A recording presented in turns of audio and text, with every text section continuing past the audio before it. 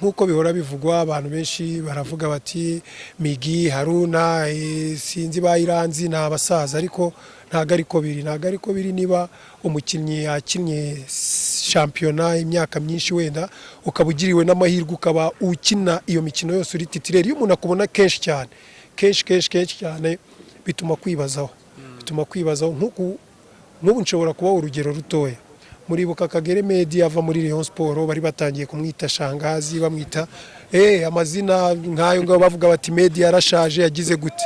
ndahamya yuko iyo Media aza kuguma muri shampiyona yo mu Rwanda aka kanya Media ntaba gikina umupira cyangwa ntaba ari kuri level nk'iyariho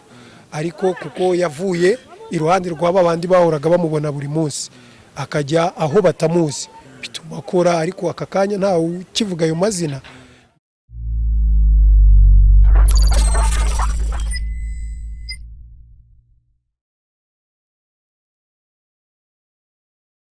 kuko fazare dushobora kutazagira ikiruhuko kubera yuko shampiyona yagiye ihagarara cyane tugahita twanshena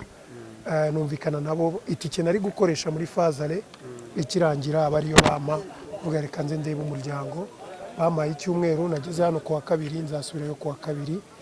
mu Rwanda hameze neza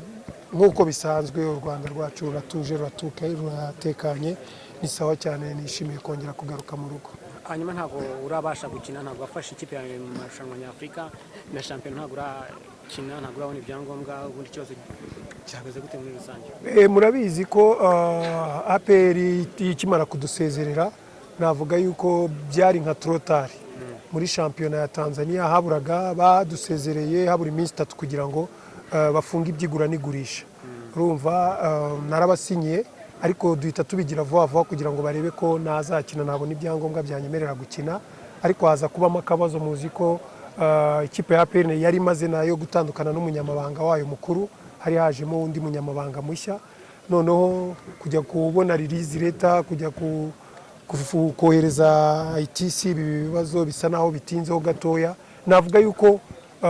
ibyasabwaga byose ibyo APR yasabwaga kugira ngo ntangire gukina byakozwe igihe KMC yari iri hano ije gukina umukino wa mbere na AS Kigali nabwo byakozwe ku bufatanye na Boni Mugabe niwe twabiganirije ahura na SG wa KMC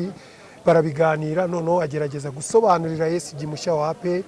ibyo agomba gukora arabikora ariko bikorwa trotari igihe cyararenze ubwo icyari gisigaye nuko muri Tanzania hari ibyo bita dirisha dogo mu Giswahili ukuvuga ko nukongeramo abakinnyi gukuramo cyangwa kongeramo abakinnyi ku makipe yari iri mu kwezi kwa 10 ubwo ni muri iyi minsi bamaze gukina match 3 nari narazikina ariko guhera itariki 23 ubwo tuzaba dukina umukino tuvuye mu biruhuko nzaba nemerewe gukina ubu nzava hano ngenda ntangira gukina nta kibazo Miggy wabaye mu ikipe ya Zamu wabaye muri APR uri muri KMC duhe itandukaniro rya KMC nayo makipe cyangwa se ikipe ya KMC wayisanze ari ikipe imeze gute navuga yuko ahantu hose biba bitandukanye urebye nk'uburyo twari nari mbayeho muri Azamu ni uburyo navuga ko buri very professional Azamu ni ikipe ifata abakinnyi neza ni ikipe baguha inzu bakaguha imodoka baguhembera igihe buri kimwe cyose kiba kiri ku murongo bitandukanye wenda nuko mbayeho muri KMC kuko muri KMC tuba ahantu hamwe ni ikipe nkuko wafata AS Kigali ni ikipe y'umujyi wa Kigali perezida wayo ni meya wariya muri Tanzania birumvikana yuko dufatwa nk'ikipe y'umujyi tuba ahantu hamwe ikipe yose nta gusohoka no kuva muri lokale ukora imyitozo uza uryama urumva yuko biratandukanye cyane ubuzima buratandukanye bitandukanye no kwenda muri Azamu ikintu cya mbere bakobrija no kuzana famille kugira ngo utazatekereza cyane uzana famille bakaguha inzu ukaba uri kumwe na famille ugatekereza ku kazi ntabyo kuvuga ngo umwana ararwaye umugore bimeze gutya ariko ahangaha muri KMC ho birumvikana uzuri wenyine mukaba muri lokale na kazi no gutekereza akazi gusumva yuko ni ibintu bibiri bitandukanye wakina ikipe ya APR Football Club kuri ngubu waje mu Rwanda wanarebye umukino ufungura shampiyona bakina na AS Kigali nyuma y'igihe wenda utayirimo ujyanyije n'umwaka ushize wabonye ikipe imeze gute nibyo koko sezishize nakiniye ikipe ya APR FC narindi mu ikipe ya APR FC no mu bintu byatumye ngira n'imbaraga zo kuza wenda muri iyi minsi nuko nashakaga kureba nyuma y'uko wenda APR FC yubatse cyane numvaga nshaka kureba nyirizina APR nshyashya uko imeze ariko nibyo koko ni ikipe nziza barakina neza ariko juste aracyarimo na cya kibazo cy'ubusatirizi navuga yuko atake ntagira aba nziza ariko ahandi hose bimeze neza urabona bakinyi barakina bimeze neza kantu katarakosoka natwe twagize mu mwaka ushize nakerekeranye na ba rutahizamu ariko ndibwira yuko buhoro buhoro ni mu ntangiriro buhoro buhoro wenda bizagenda bikemuka uti akantu katarakosoka nakajyanye na ba rutahizamu kazakosoka se bamaze kugura kazakosoka gute Miggy uko ubibona wowe uri nk'umutoza cyangwa se uri nk'umujyana ushaka kugira inama ikipe ya APR Football Club nihe nama wayigira ubu ngubu amakipe yose yamaze kugura ntabyo kugura kandi n'abataka bafite urebye ntago ari babi urebye basugira kareba badani ntago ari babi ahubwo ndumva ni nk'umwanya wabo wo kwitekerezaho niba wenda sezo yashize ikipe yari ifite ikibazo cya ba rutahizamu kandi bahari ubu ngubu nanone bikaba mu ntangiriro za shampiyona nayo ako kantu kakaba kari kwigaragaza cyane ni umwanya wabo wo kugira ngo bakore cyane bikoresha imyitozo yabo ku giti cyabo noneho n'umutoza mushya kandi nakomeje gukurikirana imyitozo yabo ndayikurikirana cyane nubwo n'abandi hano ariko ndayikurikirana cyane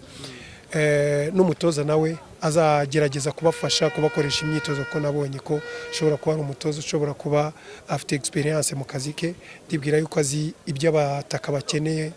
azagerageza kubafasha kandi ndizera yuko niyo mpamvu mubwira ko nizeye ko bizagende neza ariko uburyo nyibonye ntago ari ikipe mbi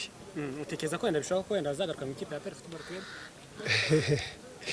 cyo ni ikibazo gikomeye kandi nk'uko mbivuga muri APR ni mu rugo navuga yuko APR ni mu rugo njye nayifataga nka famiye bamfataga nk'umwana mu rugo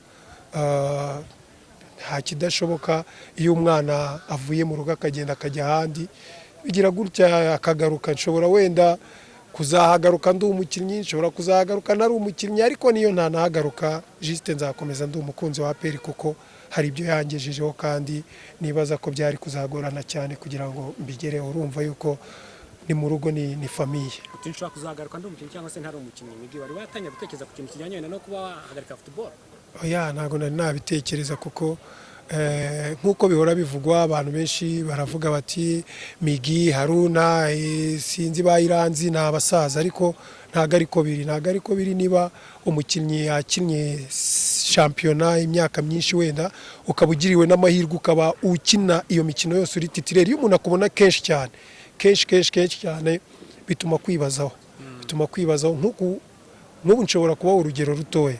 muribuka Kagere Media ava muri Rayon Sport bari batangiye kumwita shangazi bamwita amazina nkayo ngo bavuga bati Media yarashaje yagize gute ndahamya yuko iyo Media aza kuguma muri shampiyona yo mu Rwanda aka kanya Media ntaba gikina umupira cyangwa ntaba ari kuri level nk'iyariho ariko kuko yavuye iruhande rw'aba bandi bahoraga bamubona buri munsi akajya aho batamuzi bituma akora ariko aka kanya ntawe ukivuga ayo mazina ndakeka yuko nanjye nagize amahirwe yo kuba wenda narabonye indi kipe hanze y'u Rwanda nanjye nababwira ngo mutegereze maze match enye ntakina ariko nzatangira gukina ro 23 namwe muri abanyamakuru kandi murakurikirana mutegereze muzarebe uburyo nzitwara ibyo ari byo byose performance yanjye niyo izajija kuko niba nkwiye kuri tayaringa cyangwa niba nkwiye gukomeza umupira turawuzi turawukunda turawukina imbaraga turazifite jewe narinze mva muri APR nuko bamwe banyitaga umusaza ariko nari ntaricara na match nimwe fa nagera muri APR narinze nyivamo nkiri titireri sinumva ko umuntu yaba ari umusaza adafite imbaraga ariko akakina iminota 90 kandi akagerageza kwitwara neza ntago numvikana nabo ariko gusa ibikorwa umupira ni ibintu umuntu akora abantu bose bareba iyo wakinnye nabe abantu barabibona iyo wakinnye neza abantu barabibona niyo mpamvu nababwira ngo bategereze barebe performance y'umuntu niyo ijija niba umuntu ashaje cyangwa umuntu agifite imbaraga wakinnye muri shampiyona yo mu Rwanda idafite umuterankunga cyangwa se idafite abayerekana kuri ubu ngubu noneho unayikinamo ifite n'umuterankunga uyerekana ubu ngubu nta Azam TV cyangwa se nta wundi muntu uzerekana ino shampiyona urayibona nko muyihe shusho biragoye cyane buriya ngiye navuga yuko ni ikibazo gikomeye, ni ikibazo gikomeye kuko Azam TV yari imaze guhindura ibintu byinshi cyane, kuko nko nihereyeho nko ku giti cyanjye ngewe ntangira kujya gukina hanze njya muri Azam gukina muri Tanzania, narambagijwe kubera Azam TV yari muri Sekafa yabereye hano 2014. Noneho Azam TV yerekana iyo Sekafa, nyuma yaho abayobozi ba Azam muri Tanzania barankurikirana nabona nitwara neza, urumva ko nagiye hanze kubera Azam TV. Urumva yuko sezishize abakinnyi bageze ku 8 cyangwa 9 banarenga barasohotse hanze, ntago ari ukubera yuko ntago umuntu yakurambagiza atakuzi, ariko buriya shampiyona yo mu Rwanda cyane abatanzania bayikurikiranaga cyane kuko bayirebaga. Ubu ngubu bizaba ibibazo kugira ngo abakinnyi bongere gusohoka, biragoye cyane. Umuntu yakoraga akavuga ati bana ndakoresha imbaraga zose zishoboka nitware neza ndebe ko ejo wenda hari aho najya, ariko biragoye buriya ngo umukobwa wabuze umuranga yahize iwabo, biragoye kubaho tudafite Azam TV. Ariko Repubulika wacu bidushishikariza tugomba kwigira, ndumva yuko biragoye ariko tugomba kubibamo, tugomba kubana nabyo tugashaka ibisubizo. Murakoze cyane Miggy. Murakoze namwe.